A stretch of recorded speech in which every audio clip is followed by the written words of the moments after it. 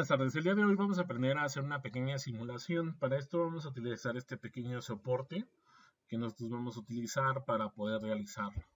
Vamos a tomar las medidas que nos dice que vale 74 por 76.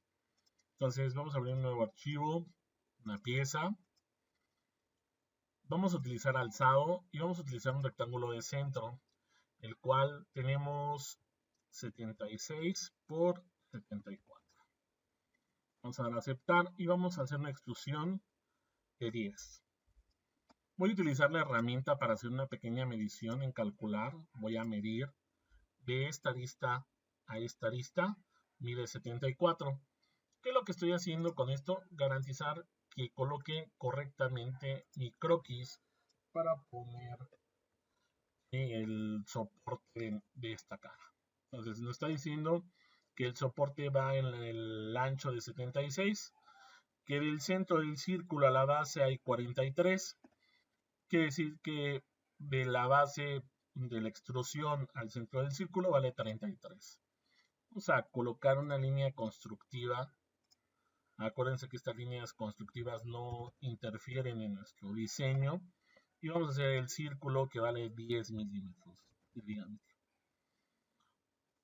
Tenemos un radio de 15. Si ustedes observan, toca la base y es un elemento tangencial. Por lo tanto, vamos a hacer otro círculo que tenga 15 por 2 para el diámetro.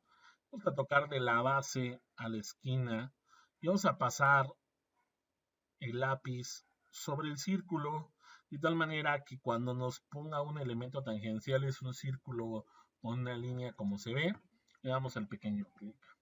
Con la herramienta de simetría vamos a hacer simétrica esta línea respecto de la línea constructiva. Vamos a aceptar, hacer los pequeños cortes correspondientes y vamos a extruirlo.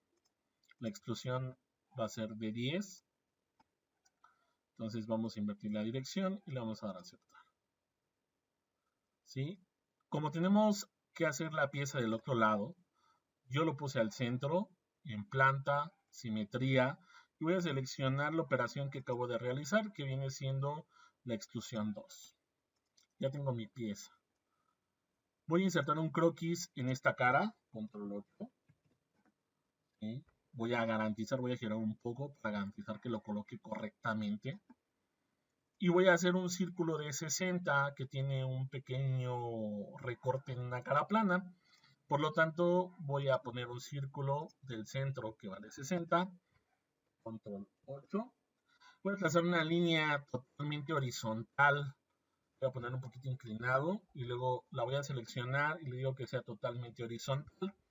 Y le voy a decir que del centro del círculo a la línea tenga una longitud de 52 entre 2. ¿Por qué lo divido entre 2? Porque estoy garantizando el ancho total. Voy a hacer una pequeña línea constructiva en el centro. ¿Sí? También la voy a poner totalmente horizontal, esta pequeña línea. Y voy a hacer una simetría de este elemento respecto a la línea constructiva que acabo de crear y le voy a dar a aceptar. Voy a recortar. Recuerden, jóvenes, que la línea constructiva o las líneas de construcción no alteran ni interfieren en nuestro elemento. Vamos a hacer la pequeña operación de extrusión. Esta pequeña extrusión vale 10. Le voy a dar a aceptar. Tenemos ahora un pequeño cilindro que vale 42. Este pequeño cilindro de 42, ¿sí? Vamos a hacer un círculo en esta cara. Del centro, 42. Y lo voy a extruir 30 milímetros. Voy a dar a aceptar. ¿Sí? Por último, voy a hacer en esta cara otro pequeño círculo que vale 17.5 por 2. Lo voy a extruir 105 milímetros. En la cara de la extrusión final voy a hacer un pequeño chaflán. Este chaflán va a valer 1 milímetro por 45 grados. Okay. Recuerden que se hacen chaflanes y redondeos para no tener aristas filosas, esto desde el punto de vista metalmecánico. En esta cara voy a hacer un croquis, voy a hacer un círculo que valga 17.5 por 2 y control 8, vamos a poner una línea totalmente horizontal.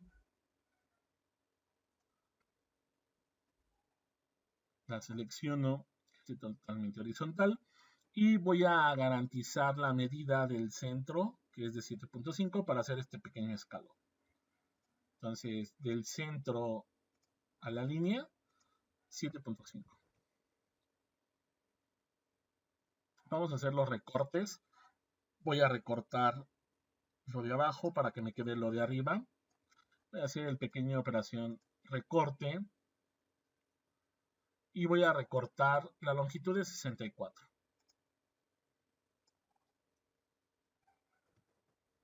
Tenemos ya la pieza terminada, con nuestro pequeño chaflán, estos redondeos y todos los cortes. Aquí ya está nuestra pieza. ¿Qué es lo que nosotros vamos a hacer ahora? Nosotros vamos a asignar un material o especificar los materiales para poder hacer nuestra simulación. Si nosotros no especificamos el tipo de material, cuando nosotros carguemos la herramienta de simulación, pues nos va a decir que asignemos un material. Entonces yo lo que recomiendo si vas a hacer una pequeña simulación de un elemento, de una pieza, es que le asignes el material desde antes. Aquí en material sin especificar, vamos a editar el material y SolidWorks ya tiene cargadas una lista de diferentes materiales con los cuales trabaja. En este caso vamos a trabajar con un acero y los primeros 10-10, 10-20 hasta un 10-35 ya empiezan a trabajar con más durezas. Vamos a poner un tipo cold roll, es un acero laminado ya sea en caliente o en frío, un 10-10. ¿Sí? Recuerden esto, tecnología de materiales. Lo vamos a poner a aplicar. Lo vamos a poner a cerrar. Si ustedes observan, automáticamente la figura cambia de color. Esto significa que ya se le asignó un material. En tu árbol de operaciones aparece que es un AISI 1010 barra de acero laminado en caliente. Entonces, aquí nosotros tenemos nuestros complementos de SolidWorks y vamos a poner SolidWorks Simulation. Una de las características propias de simulación, como les comentaba, es tienes que tener asignado una pieza, un material en específico. Después de que le tienes el material en específico, necesitas conocer qué es lo que quieres calcular o qué es lo que quieres encontrar con esa pequeña simulación. Yo no la he cargado. Para la mayoría de las personas que no la han cargado por primera vez les va a aparecer ese letrero. Vamos a dar a aceptar y automáticamente aquí ya viene la herramienta de simulación. Como les comentaba, yo no voy a simular a lo loco una pieza. Necesito primero conocer a qué va a estar sometida esa pieza, a qué se va a enfrentar o cuáles son las características a las cuales va a estar sometida. Si va a estar sometida a esfuerzos, fatigas, la parte termodinámica, la parte térmica, impacto, caída. Entonces, nosotros antes de empezar voy a tener un nuevo estudio. En este caso yo voy a hacer el análisis estático, significa que no tiene movimiento, que mi pieza va a estar totalmente fija y le voy a dar a aceptar. Ya tengo mi pieza con un material. Ahora tengo que decirle al programa dónde yo quiero que la pieza esté sujetada. Si ustedes observan, mi pieza puede tener varios elementos de sujeción. Pueden ser las ranuras o las caras, dependiendo de cómo esté nuestra pieza. Entonces, yo voy a tener un asesor de sujeción o voy a sujetar mi geometría en una parte fija. Yo quiero que las perforaciones sean mi sujeción y le voy a dar a aceptar. Luego, tengo que poner una carga. Si yo quiero una carga en una cara plana, si yo quiero un elemento de torsión, características del elemento de diseño mecánico. Lo que yo voy a hacer ahorita es, voy a asignarle una fuerza en esta cara plana. ¿Por qué en esa cara plana? Si nosotros ponemos el cilindro y le ponemos una fuerza al cilindro, tendríamos una fuerza radial.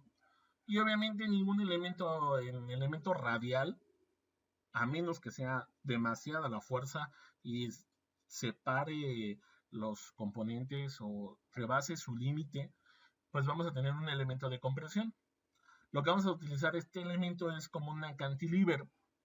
¿Qué significa esto? Pongo mi brazo y en la mano agarro una cubeta de 10 kilos y voy a soportar o voy a calcular cuánto tiempo soporta esa cubeta de 10 kilos.